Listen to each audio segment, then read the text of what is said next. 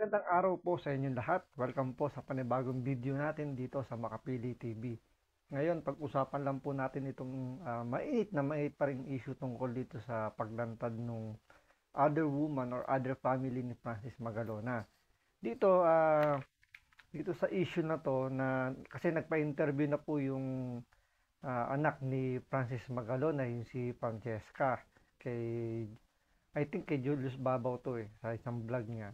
So dito parang naungkat pa na kasi marami nagsasabi na kaya lang naman daw lumantad tong anak ni Francis Magalona, pati yung nanay niya is may gustong bumasok sa showbiz, which is dito parang inamin na rin na medyo totoo na gusto nga pumasok sa showbiz. Siyempre dahil nga anak ni Francis Magalona is parang one step forward na siya kagad, so parang pasok na kagad siya sa banga.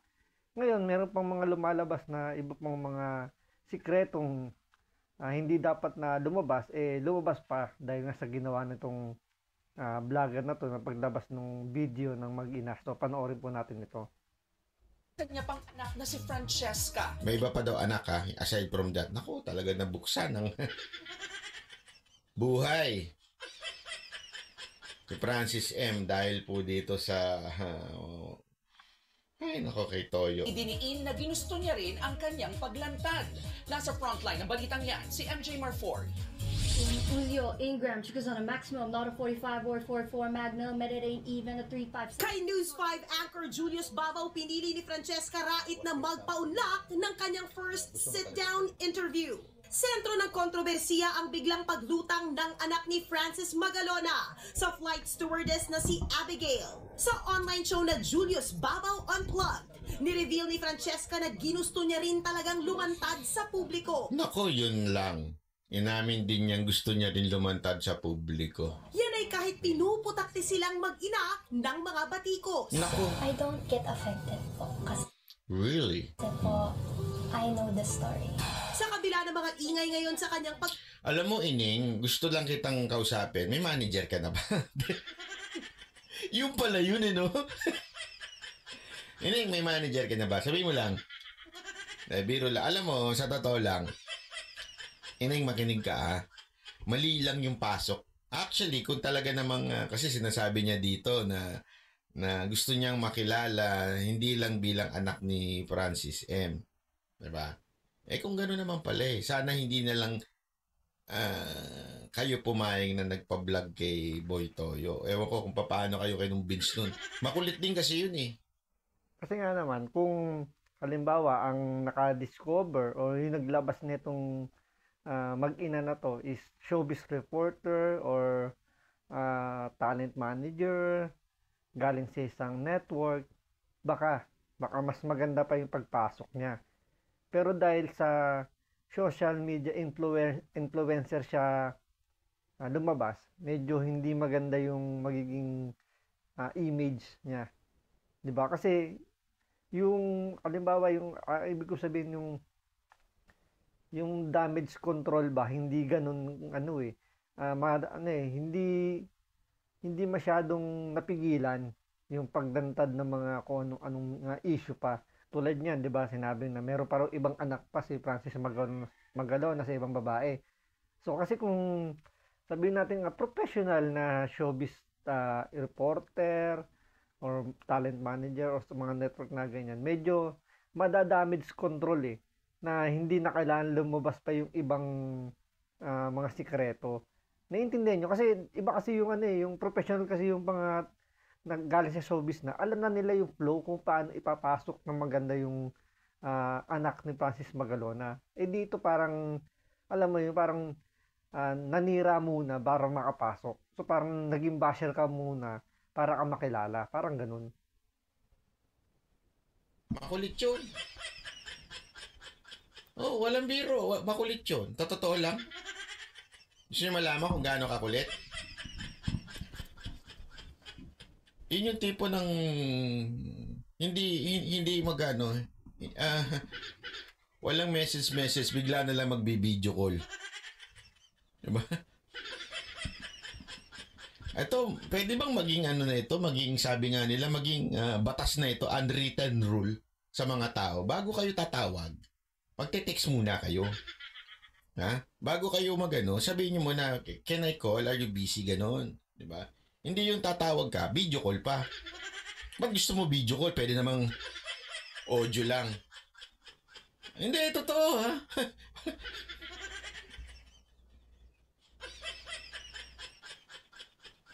Bakit may ganun ba? Anarot? Di ko kilala yan ha. Hindi. May kilala kasi ako eh. Ha? May nire-recruit siya. Don't deny it. I know. May nire-recruit siya. Talaga naman. Tadawagan. Video call. Video call. Siguro nakita yung mga picture sa social media. Ay! Sexy ng post ngayon ah. Mga video call nga ito. Ay, nako nga naman oh. Anyway, sa totoo lang Ineng, dapat hindi kayo pumayag na ano kasi ang pangit ng pasok ninyo.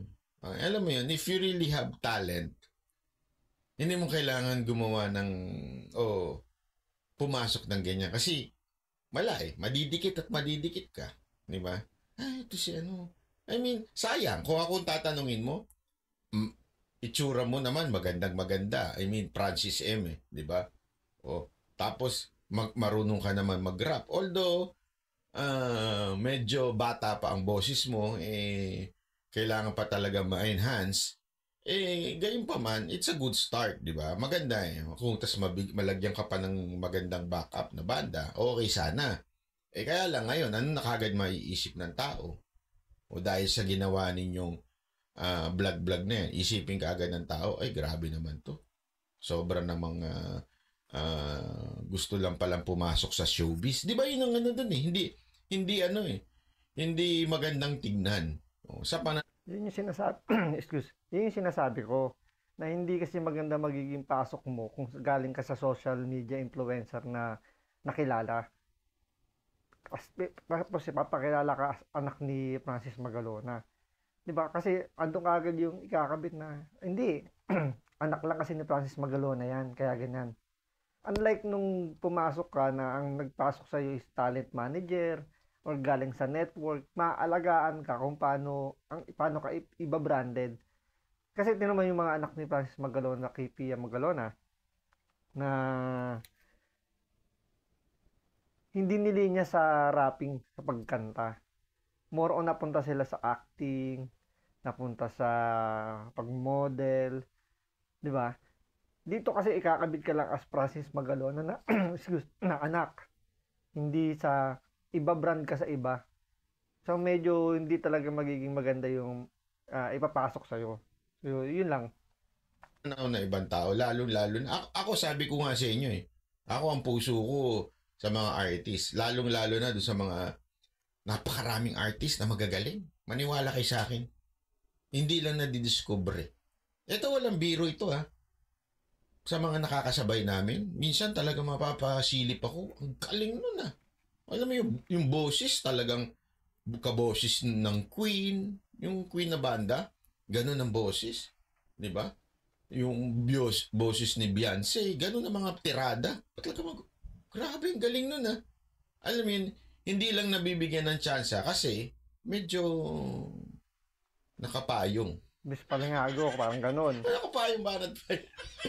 Nagpala ng kagandahan, nakapayong. So hindi tinamaan. Di ba? Medyo ganun eh. Pero sa totoo lang, pagdating sa talent, ay maano talaga, may talent. Maraming ganyan. Pero alam mo yun, sabi ko nga eh, hindi naman ah. Ako, bilib ako kay Gigi. Si Gigi Delana. Magaling ako. Banda niya, magaling talaga din. Magaling. Pero, marami rin ganong kagaling. Kaya lang talagang may gandang angkin lang ito si Gigi. At saka meron siyang karisma sa tao. Magaling yung karisma niya sa tao. Pero ang dami pa hong magaling na mga banda. Lalong-lalo na mga tumutugtog dyan sa Cowboy Grill. Naku, yung mga veterano dyan, minsan nakakahiya eh. Parang lupit nun ha. Galing. Oh, mga tumutugtog sa Baby Torre Santa Rosa. Naku po. magagaling din. As in, yung boses talagang maayos. At sa Missy Casey din, naku po, ang dami magagaling dyan. Anak ka ng wedding banat bay, nag-promote ka pa talaga. Siyempre, kayo naman. Cowboy Grill, Bebe Torres, Santa Rosa, at saka Missy Casey, magagaling ang mga tumutugtog dyan.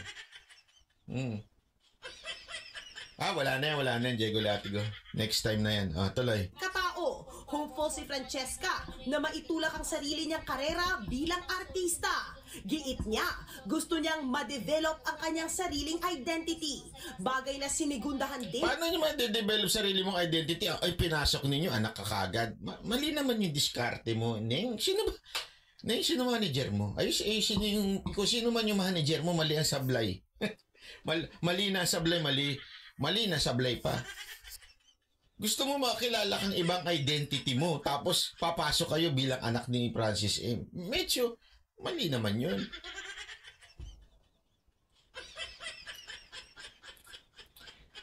Nay, kung sino man ang manager nito, ituro mo naman sa magaling na manager.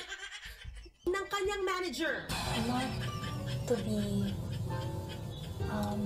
para makilala po ako At saka next time, meron akong payo. Gupitin mo ng konti na mas mataas-taas ng konti yung bangs mo. Kasi di na nakikita yung mukha mo eh. Pati naman nakatakip na yung kilay mo, nakatakip na yung mata mo. Sinisilip ka ng ibang para... Kasi alam mo importante, isa yan sa mga sa mga tatak ni Francis M. Kilay niya. Hindi na makita yun. Sayang ganda nung sayang yung ganda niya kung nakatakip yung bangs. sa father ko. Pero I want to start my own image po. So the intention really was to launch her first. Ayun ang manager! Kaya naman pala! Direct Mon Rocco. And make it on her own bago i-admit na anak siya ni Francis M. Nangyari na nga.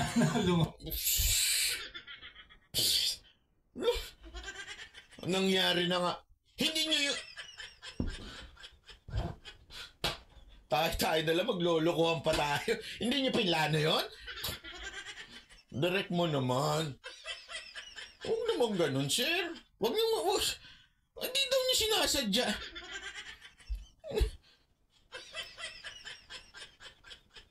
Alam mo ito Doon pa lang sa vlog ni Boss Toyo, di ba sabi ko nga doon sa nakarang video ko, napanood ko rin naman, sinabi naman ni Boss Toyo na may screening pa siya dyan, ini-screen niya muna kung legit ba yung mga pupunta sa kanya. Sigurado naman ako nung sinabing ibebenta yung memorabilia ni Francis Magalona, is na-screen na nila yan na nagkaroon na ng konting background doon. So doon pa lang alam na nila na ganun yung kumbaga may knowledge na kaagad sila na may connection to kay Francis Magalona. Kaya doon pa lang alam na dapat nila, alam na nila, hindi yung sasabihin na nagkataon lang. Kaya nga dininiwala si Banat Bay dito eh. Hello, kalokohan. Kung talagang hindi sinasadya, doon pa lang tandaan ninyo, vlog ho yun. Hindi ho yun live interview. Vlog po yun. So di sana narinig yun na. Sinabihan nyo na yung boy toy, huwag mo na ilabas yan. Nagkamali na bulgar na gano'n. Direct mo naman. Tayo na lang magalolokohan pa mga ganyang style. Image po. So the intention really was to launch her first and make it on her own bago i-admit na anak siya ni Francis. Hindi, tadong ko nga siya, Direct Mon. Kung hindi ba anak ni Francis M yan, i-manage mo yan. May ano dito.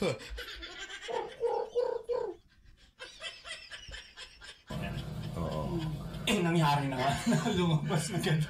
Umaasa naman si Francesca na magiging maayos ang relasyon niya sa pamilya Magalona. I want to tell them that I hope that you accept me. Mahirap yan, te. Mahirap. Sana kinausap nyo na lang muna. Kesa yung ganyan. Pwede naman eh. Masotoo lang. Pag mga family matters, dapat pinag-uusapan privately. Tama yun. Sana kung ginawa nila nilang diskarte is lumapit muna sila sa family ni Francis Magalona na nag-usap muna sila privately. Madali pang sabihin na matanggap ka. Kesa ngayon sasabihin mo na sana matanggap kayo ng family na ni Francis Magalona doon sa kabilang side. Medyo mahirap. Kasi lumaki yung issue eh. Di ba kumbaga kayo yung nag-umpisang magpasabog ng issue. Tapos parang lalabas kayo pa yung alam mo yung nagpapa-victim bigla na kayo yung kawawa. Di ba hindi nyo muna inisip na mas kawawa sila. Kasi sila yung original eh. Hindi yung kung kinausap nyo muna ng maayos, lumantad sila muna yung nakaalam. Tapos saka kayo lumabas sa social media, medyo paano, makiking ready na sila. Doon parang bombang sumabog sa harapan nila eh. Hindi mo lalabas ka tapos gusto mo accept ka nila. Pwede ba? Pagkatapos mo sinabing may... Yung advice sa'yo ng manager mo, medyo sablay ha. Kung sino man yung Isipin mo yung, makinig ka na Pagkatapos yung lumabas, sasabihin ninyong 15 years kami nagmamahalan, kasabay ng tunay na pamilya. Tapos sasabihin mo, sana accept nila ako ngayon. Pambihira yan. Alam mo, ayaw kitang anuhin, pero wag naman sanang ganun. Kasi hindi ako, naawa ko. Maniwala kayo. Naawa ko kay Francis M. Patay na yung tao, tapos ang ganda na ng legacy na iwan niya sa industriya ng rap, di ba? Ng hip-hop sa Pilipinas.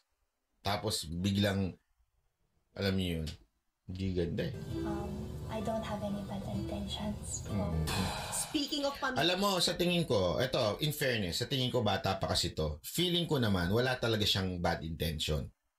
Feeling ko sinunod lang niya yung direksyon ng manager. Sa totoo lang, manager na may pakananyan. Maniwala kayo sa akin. Tapos nabuyo yung nanay na, siyempre, manager yun. Tapos ang kinausap yung nanay na binibuild up yung anak niya, napaniwala. So, siyempre, yung bata, wala namang kaalam-alam. Siyempre, mga bata gusto talaga pumasok lahat sa showbiz. Siyempre, iba yung experience, iba yung thinking nila pag nasa showbiz. Madaling, siyempre, yung pera dyan, mabilis lang. Huwag na tayo maglokohan. Siyempre, yung panahon ngayon sa hirap ng buhay, kailangan kumita. Siyempre, pwede niyang gamitin yung showbiz na medyo, para kumita, umangat yung buhay din nila. Siyempre, iba na yung buhay nila after mamatay si Francis Magalona. Unlike nung buhay pa, siyempre, paano siguro nasusustentuhan, nabibigyan ng financial. Baka ngayon medyo struggle sila. Kaya yung anak kailangang pumasok na sa showbiz para matulungan man yung parents niya. So, hindi natin mabiblame dito yung bata. Siyempre, nilook forward kagad niya yung future niya na paano na kami. Siyempre, sino ba naman ang ayaw mabuhay ng medyo maganda? Unlike nung pamilya ni Pia Magalona na stable na lahat. So sila, ganoon din yung iniisip nila. Na kailangan din kumayod. Yung alam, baka nabuyungan ng manager na kung anong mga sinabi. So nadala yung nanay. Pag mga ganyang career move, manager may pakana niya. Kaya nga manager eh. Yan ang totoo dyan. Manager yan. Alam mo, Ineng, pag-isipan mo mabuti yung mga sinasabi sa'yo na manager mo, ha? Hindi kasi, maniwala ka sa hindi. Minsan, ang manager, tanda mo, nako, manager. Ang ano niyan, mga intention niyan.